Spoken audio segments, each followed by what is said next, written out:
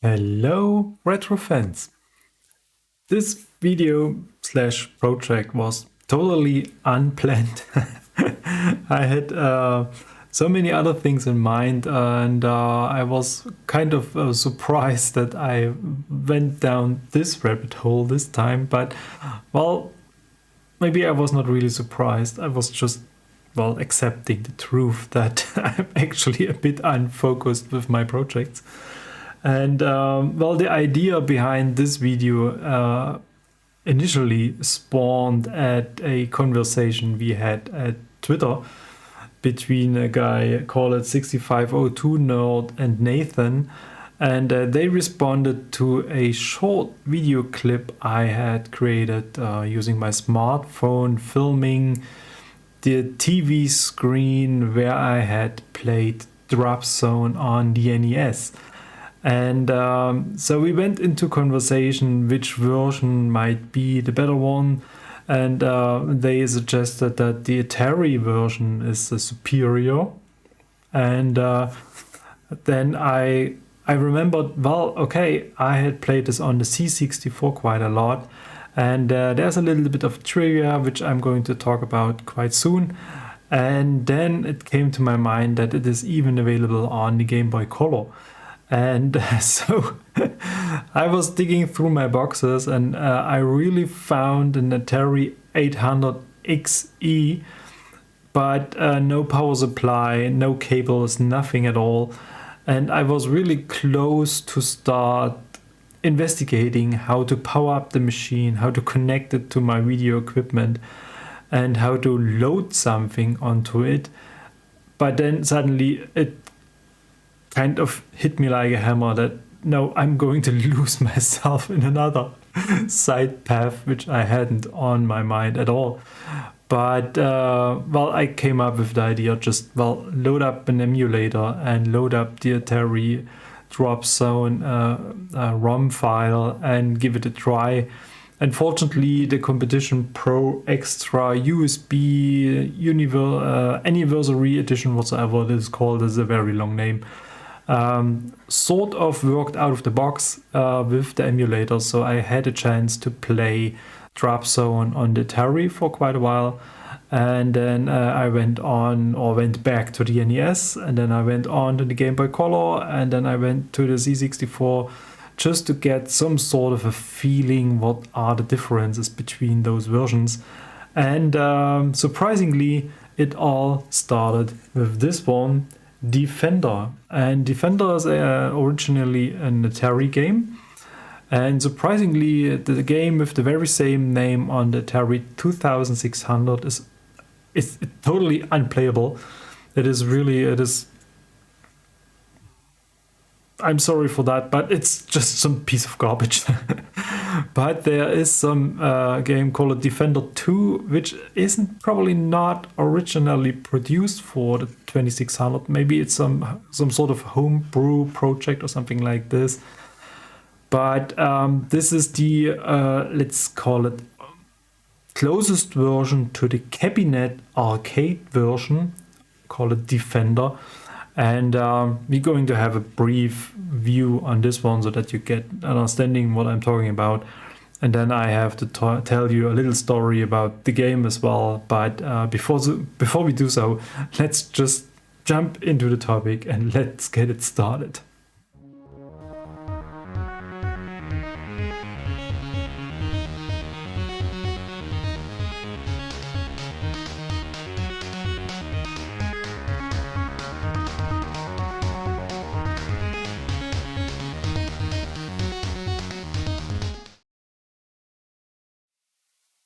And here we go. And as usual, the very first thing, not thirst, maybe I'm a little bit thirsty. No, the very first thing is, as usual, have a look at my desk and see what's going on here. And interestingly, it is still as messy as in the last video. It is maybe even more messy because I had to test different joysticks because I had a very weird issue. And I even had to go for a different C64 because the version of Dropzone I have on my... Now it's gone. Easy Flash cartridge, which looks a little bit unfinished, I have to admit. Had serious issues with some sort of unintentionally provided auto fire. So I had to go through a couple of different versions of Dropzone just to get to a point where I found a playable game. And actually, that's not so the difficult thing if you have an original, but unfortunately, I think at least I have never found some info about it. Dropzone has never been released as a cartridge, which would be very, very cool. So I may go and build myself one, and that's something that sounds quite interesting. But I think it was available as tape only, and as far as I remember, in some of my boxes somewhere there is the original tape as well.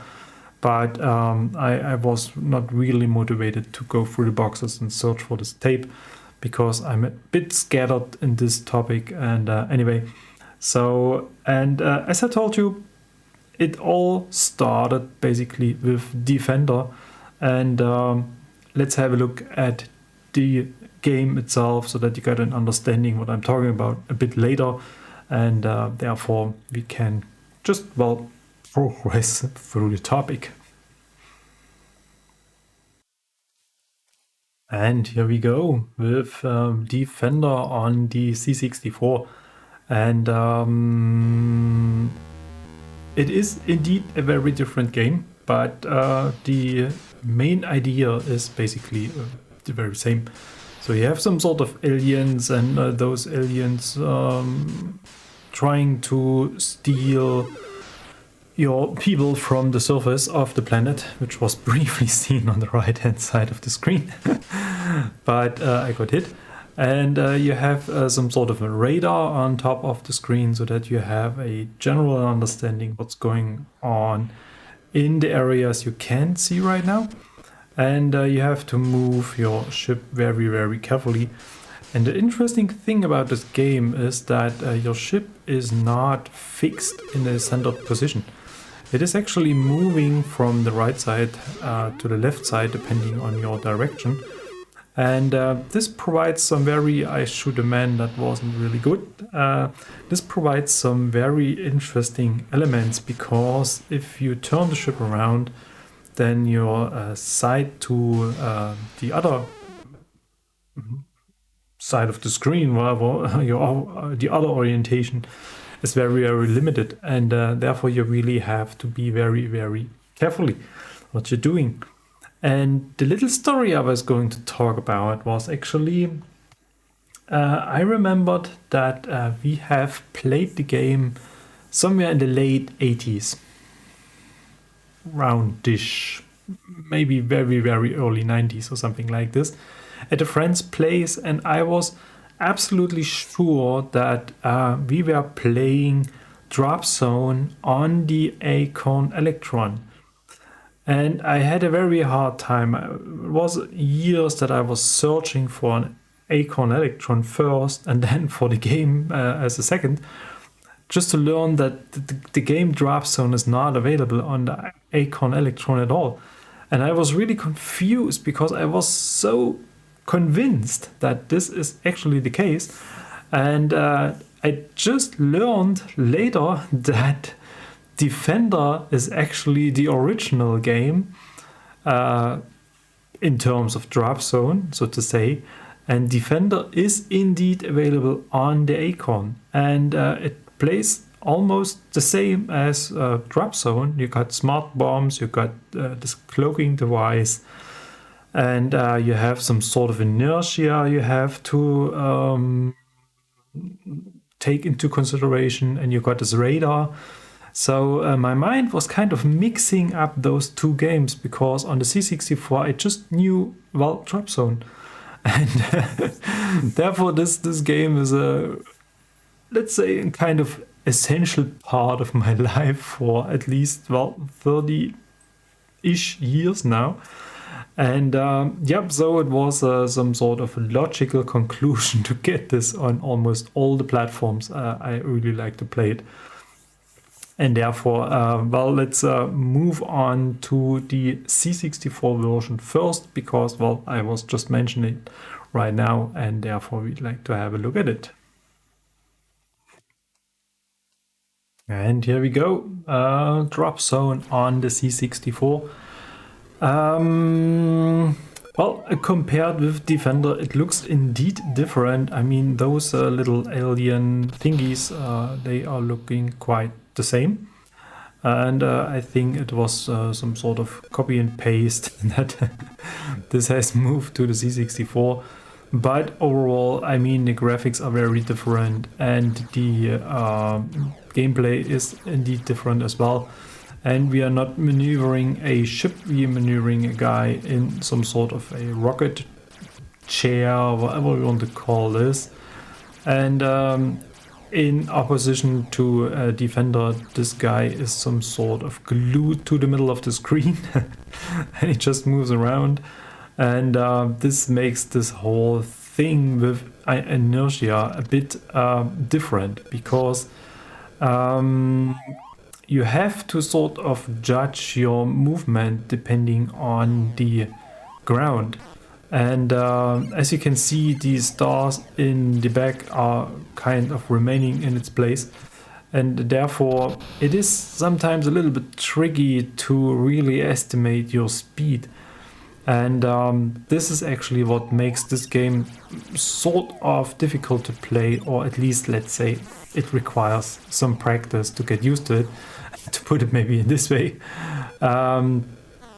Because, well, if you have something that moves with a different speed, like that guy that's actually chasing us, and you really want to flip around and try to kill it in some way, you really have to count in that it takes some time to change directions, and it takes some time until you really come to a stop or something like this. And yep, so as I said, this whole thing started as some sort of conversation at Twitter, and we were just trying to compare the games. And initially, even I had the impression that the scoring is different on those games. But well, later on, I learned that isn't really the case. And actually, the game on the Atari and on the C64 is way harder to play. And we are going to see this in the NES version. For example, this was a very good point. Those little green thingy was shooting at me, and especially on the C64, this is so hard to see, because this is just one pixel that's moving a little bit differently compared to the background. And you really have to link the sound it makes when something like this is fired at you to something that may approaches you or something like this. And therefore it is really, really tricky to play. Otherwise, the points you get for shooting several objects are the very same. The bonus system is the very same. You get 100 point times the level number for each man you rescue, and you get this as bonus as well at the end of the level. And every 10,000 points you get a new life, and every fifth wave your men counter is resetted. So if you lose all your men, then the graphics is going to change to some darkish grayish thingy, and all those volcanoes, they start to erupt things. And it is almost impossible to survive this. And I think there is not even an end. So even if you survive the, let's say, volcano eruption phase for a while, it is probably not going to change something, because, well, the game has some sort of, well, reached its end. And yep, so before we got lost in details here, I'd like to move on to the Atari version. And there's just one thing I'd like to mention here. The C64 version is, despite the or beside the sounds it is making inside the game, very, very quiet. So there's no music, there's no title, something, and there's just some game sounds. And this is a bit pity, because this game could utilize the SID in so many ways that it would be some sort of an outstanding game. But well, as I said, it is simply quiet.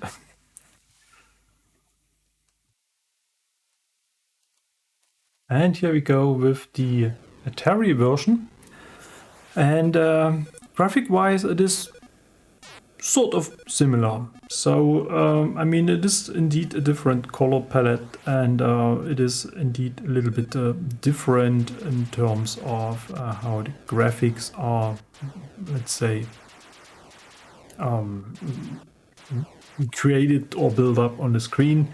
So you can see that the background stars, they change in color, and compared to the C64 version, the background stars are moving. And in my opinion, this makes this game a lot more, let's say, playable, because you have a different sense of motion. There is some sort of parallax scrolling, indeed, so the ground is moving at a different speed compared to the background. But this feels very, very natural to me, and it feels much better than the static C64 background. And I'm going to face the same problem here, that I can't escape the handle. But yeah, sound-wise, it is, well, a matter of taste. The Atari version sounds great as well. And I can't say that the C64 is really outperforming sound-wise or music-wise, because, well, as I said, there is actually no music. And now it gets a little bit busy. And the thing I'm struggling with is that on the C64 as well as on the Atari, we have to play this with the joystick. And the smart bomb as well as the cloaking device is available via keyboard. But most of the time, I mean, I guess you are familiar with playing games with a joystick. You actually hold it in one hand and then operate it with the other hand. So there's really no time to reach to the keyboard, or there's no hand free to reach to the keyboard. And even if you are, or especially if you are in the middle of a very stressful situation, then you really have to decide to let it go just to reach to the keyboard and either fire the smart bomb or activate the cloaking device. And that's something I'm going to address in the later versions I'm going to present today. And yeah, so that's indeed a bit tricky. I was using Altera, I think it is called, the Atari emulator, and I couldn't figure out how to assign joystick buttons to keyboard keys. So with the Competition Pro Extra 20 years anniversary USB edition something, we have actually 4 buttons plus some auto fire, which is not really required for this sort of game, but makes sometimes life a little bit easier. It would be very nice to simply, well, assign buttons to cloaking as well as the smart bomb. As you can see, it is really a bit nasty if 2 or 3 of those handles are really behind you.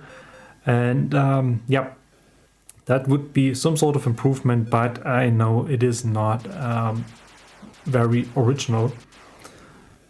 Or originally, however we want to put this. I have no idea whether for the Atari800 there's a multi-button controller like for the I forgot the number, the 5200 or something like this. I think there's a controller with more than just one button, and yeah, so that's probably something that might be some sort of improvement to play the game.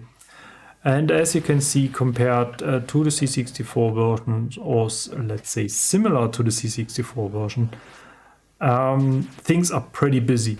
So there are many of those aliens. If you spend just a short look at the radar, there are many of those enemies, and everybody is trying to kill you, and they keep respawning, and therefore it is very, very stressful. And to make some good high score requires indeed some sort of, let's say, practice. And sometimes it's indeed a little bit tricky to identify the objects in the radar as well. I mean, they have different colors, but in the middle of the action, you may not spend that much time identifying the colors, because usually you have to watch or to be aware of what's going on in the main screen.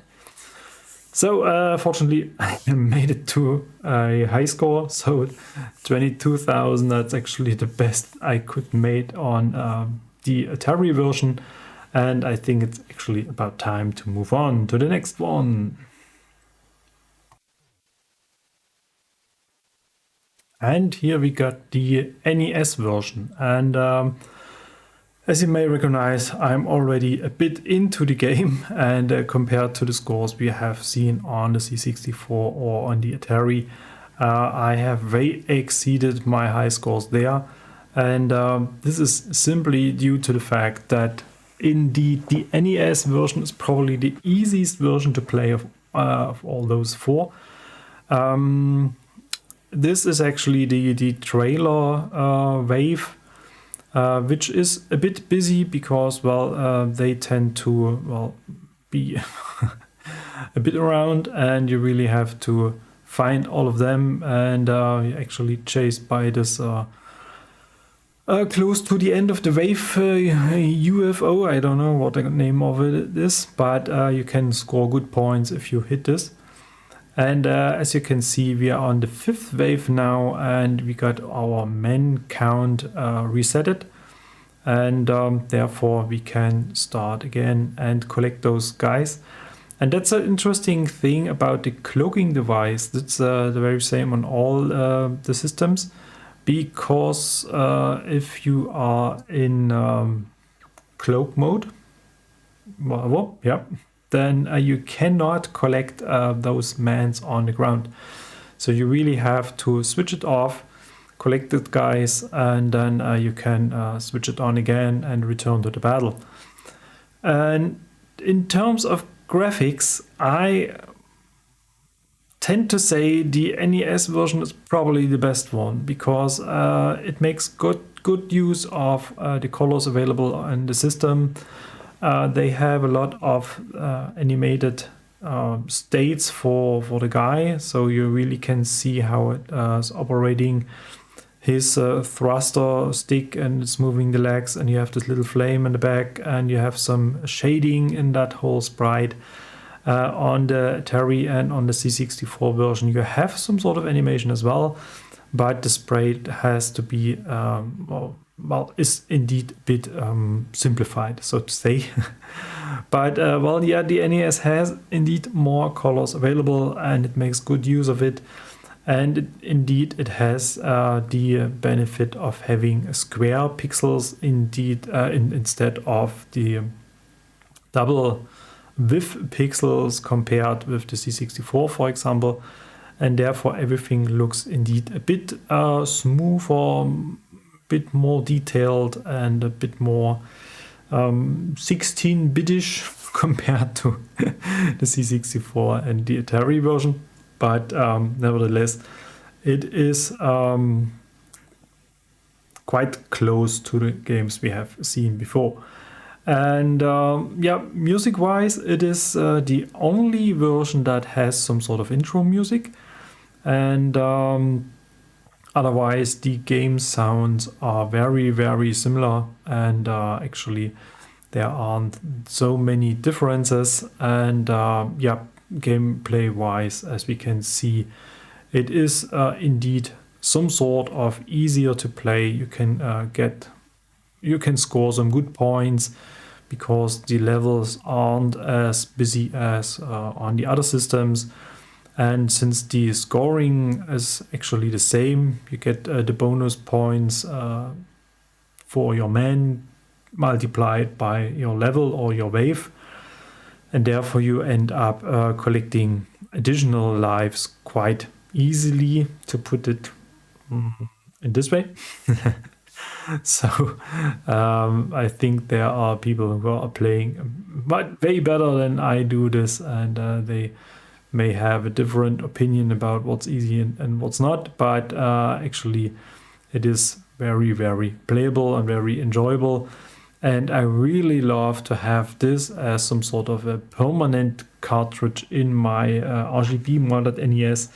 And every time I feel like I want to play a little bit of Dropzone, I just switch it on.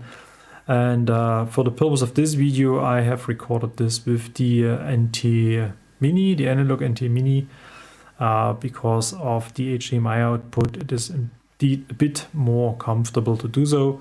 And here we have seen a typical Dropzone moment, because at the beginning of the level, those enemies, aliens, whatever we want to call this, are spawning, and if you are in this position, then you will get hit immediately. So really have to pay attention to those little dots approaching a common center and get away as fast as possible. And yeah, that's so much about the Dropzone version on the NES. And here comes the last version I'd like to talk about today. And this is actually the Dropzone version for the Game Boy Color, or well, the Game Boy Advanced, which I actually using most of the time to play this game. And yeah, it has this typical Dropzone layout, and indeed it plays very, very nice. So the main difference is indeed the size of the screen. So it's really very, very different to play. And as we can see in the background, everything looks a little bit tiny.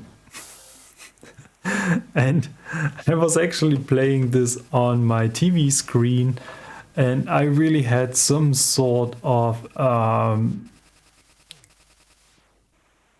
some sort of issues with the screen size. So I really felt like I got stuck in a little bit of a box or something like this, and I really had to adapt to this very tiny space around myself. And yeah, sometimes it's a little bit hard to keep track of all the things going on the screen.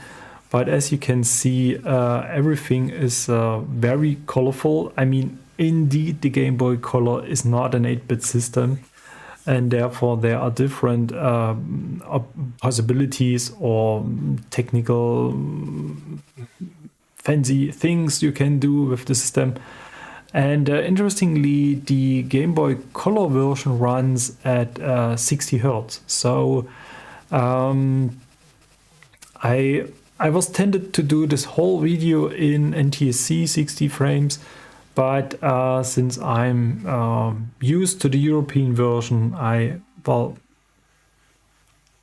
using the NES version and the C64 version as a 50 Hertz version, but as I said, the Game Boy Color version is running at 60 Hertz, and therefore the video is a little bit choppy because it has to be converted to, well, the 50 frames I'm recording this whole video in. But if you play this on the big screen or on the Game Boy Color itself, it feels very, very well, fluidly, whatever, and that's probably really a good idea to play the whole series of games in 60 frames as well. I really have to check whether they are available officially for the NTSC world. And yep, that's something I really have to check. But as I said, on the Game Boy Color, it is running at this itself. And as a little time killer in between, and to, well, let's put it like this, to get used to Dropzone, you can really play this on the Game Boy Color despite the small screen. But it is indeed very enjoyable, and difficulty wise, it is very similar to the NES version. So I can't really state that they have reduced so many things on it, and therefore it is really nice if you want to practice the game. If you want to practice for the Atari or the C64 version, then well, it is actually not recommended because it is different. And coming from the NES, moving to the C64 to the Atari, I really have a hard time to adapt. So because it is so busy on these systems. So therefore, if you're really into the real challenge, then I recommend to go for those little 8-bit computers. And if you just want to enjoy the game itself, then I really recommend to play it either on the NES or on the Game Boy Color. And it is really nice to play. So I hope this wasn't too boring at all. It was just something I like to do. And yep, you can leave me some comments about your preferred version, and if you like, you can post your best score as well on whatever system. And I may take the challenge to bring me up to, well, maybe close to it. I don't know. I just can't promise anything because I'm not so good at gaming, but I really enjoy this game. And as usual, well, thank you very much for watching, and thank you very much for all your participation on Twitter. I really enjoyed this little exchange there, and during this video I really learned a lot about the game itself and the different versions. That was indeed very interesting. And yeah, so let's see what I'm going to do next. Thanks for watching. As usual, feel free to like and subscribe and support me and whatever, all those YouTube thingies nowadays. See you for the next video. Bye bye.